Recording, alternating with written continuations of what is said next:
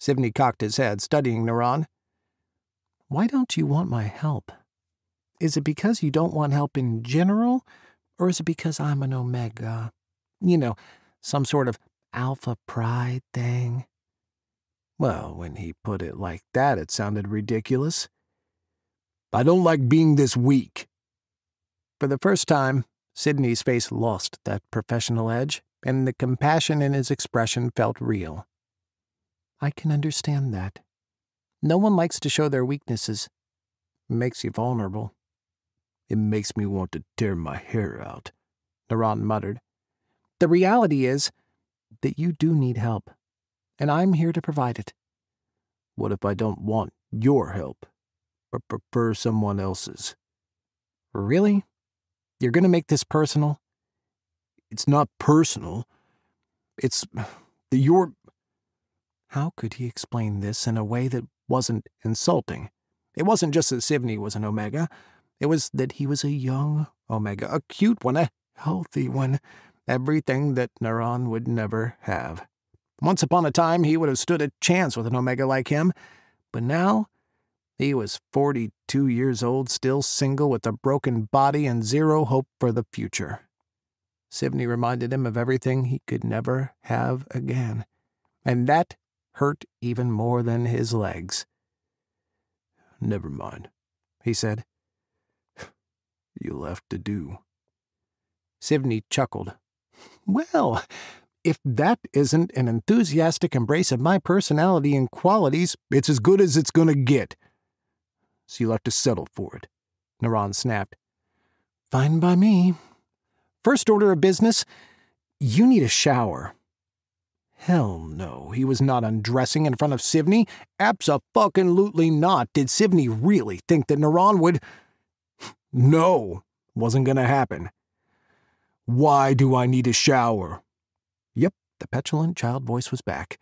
When had he become that person? Sivney came out of the relaxed position he'd been sitting in so far and leaned forward, meeting Naran's eyes dead on. Because you smell. Rather strongly. Naran's cheeks heated, something that rarely happened to him. I don't care.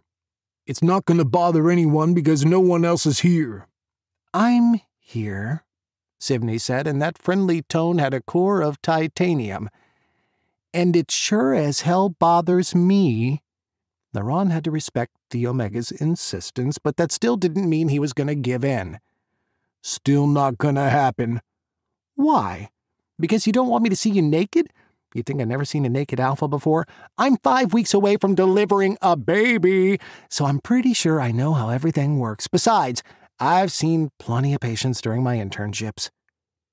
When he said it like that, it made Naran's objections sound rather ridiculous. But how could he show his weakened body to an Omega?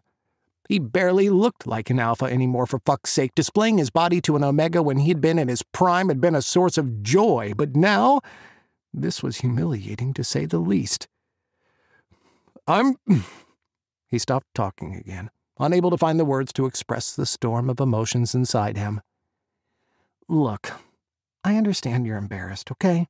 Imagine being pregnant and having to bear it all for multiple alpha doctors while giving birth. Just saying, it's not like us Omegas don't understand.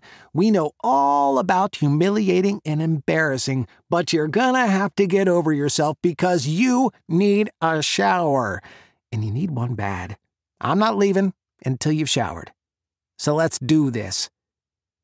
He was a bossy one, wasn't he? One look at his face told Naran the Omega meant every word and that he had no intention of backing down. Whatever, he growled. If you want to perv on some crippled alpha, be my guest. Yes, Sivney said dryly. That's exactly what I'm in the mood for 5 weeks before my due date. Getting all hot and bothered. Seriously. Despite himself, Naran laughed for the first time in months.